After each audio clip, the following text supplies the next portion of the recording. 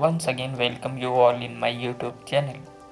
Today, we will discuss disinfectant and antiseptic.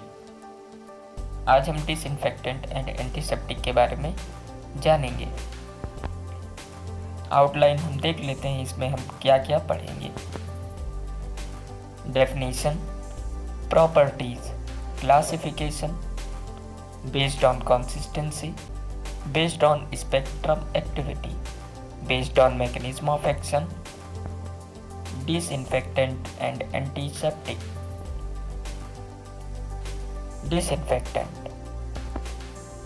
Disinfectant are the chemical formulation that may be applied on the non-living tissue. Disinfectant एक chemical formulation होती है जो non living tissue पे apply की जाती है, जैसे कि फ्लोर मीन्स फर्श हो गई या कोई अदर ऑब्जेक्ट। दे में भी bacteriostatic and bacteriocidal.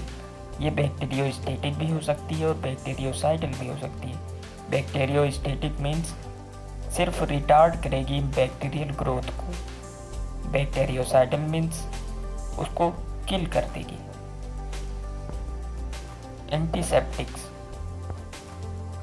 Antiseptic are the chemical formulation that may be applied on the living surfaces.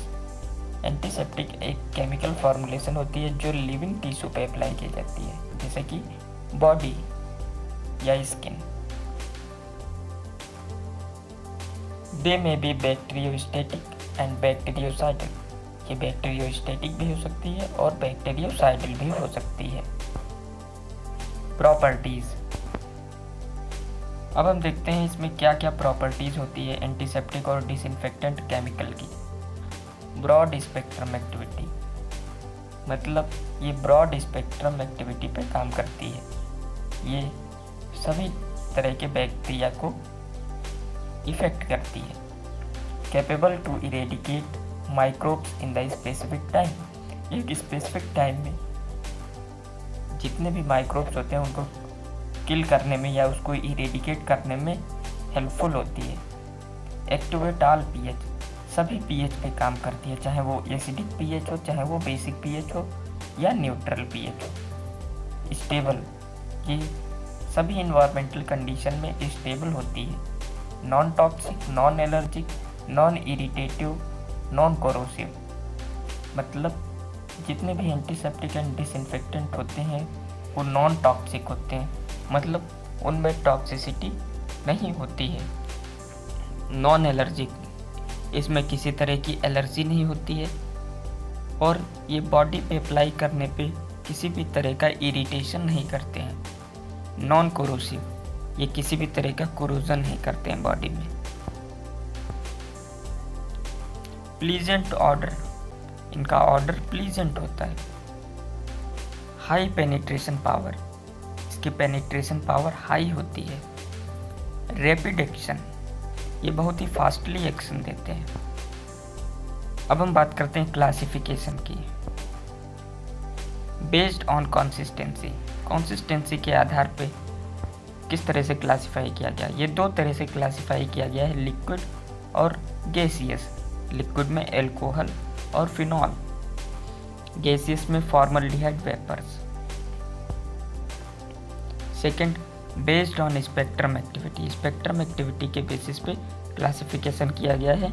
High level disinfectant, इसमें एग्जाम्पल है hydrogen peroxide, para acetic acid. Intermediate level disinfectant, इसमें एग्जाम्पल हैं alcohol, phenolic compound.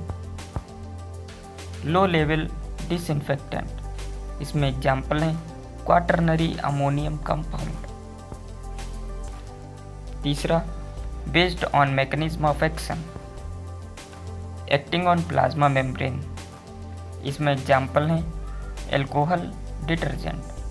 ये plasma membrane पे act करते हैं, उसको denature कर देते हैं। Denaturing cellular protein, cellular protein को जो डीनेचर करते हैं उनको हम सेलुलर डीनेचरिंग प्रोटीन कंपाउंड कहते हैं। इसमें एग्जाम्पल हैं alcohol, phenol. Oxidation of sulfhydryl group enzyme, इसमें एग्जाम्पल है हाइड्रोजन परऑक्साइड और हैलोजेंस। डैमेजिंग न्यूक्लिक एसिड, ऐसे कंपाउंड जो बैक्टीरिया की न्यूक्लिक एसिड को डैमेज करते हैं। इसमें एग्जाम्पल हैं फॉर्मल्डिहाइड वेपर या फॉर्मल्डिहाइड सॉल्यूशन।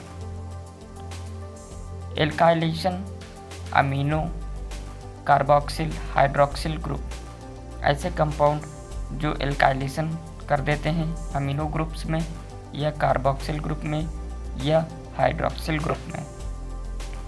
इसमें एग्जाम्पल हैं फॉर्मल्डिहाइड।